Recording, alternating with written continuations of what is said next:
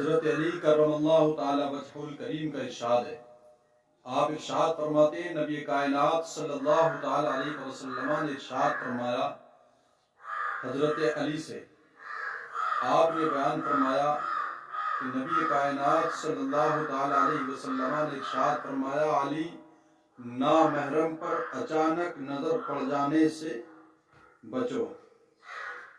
نامحرم پر اچانک نظر پڑ جانے کے بعد دوبارہ قصدن اس کی طرف دیکھنے سے بچو. اس لیے کہ پہلی بار جب اچانک نظر پڑتی ہے تو پہلی جو اچانک نظر پڑی وہ تو معاف ہے، لیکن اس کے بعد دوبارہ قصدن دیکھنا یہ ناجائز بلکہ کہا یہ حرام ہے. اس لیے پہلی نظر جو بغیر قصد اور ارادے کے پڑی وہ تو معاف ہے، لیکن دوبارہ قصدن جب دیکھا تو فرمایا یہ حرام ہے. ایک شخص حضرت داؤد طائی رحمت اللہ تعالی علیہ کے پاس بیٹھے ہوئے تھے.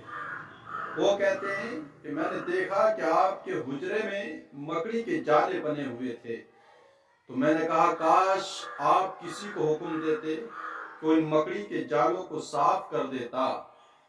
تو آپ نے ارشاد فرمایا فضول دیکھنے سے بچو. کیا تمہیں معلوم نہیں ہے فضول چیز کا دیکھنا یہ مکروہ ہے؟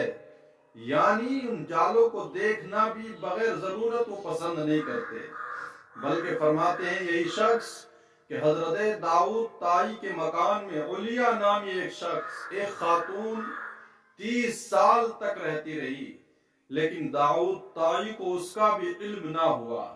جس چیز کی ضرورت ہے، جس کا دیکھنا جائز ہے، صرف اسی کی طرف دیکھا کرتے ہیں، فضول باتوں کی طرف دھیان نہیں دیتے، فضول چیزوں کو دیکھنا گوارا نہیں کرتے.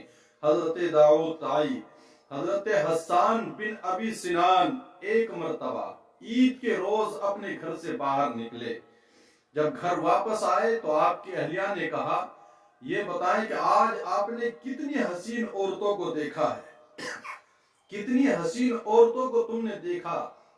حضرت حسان بن ابی سنان رحمت اللہ تعالی علیہ نے بیان فرمایا تو تباہ ہو جا.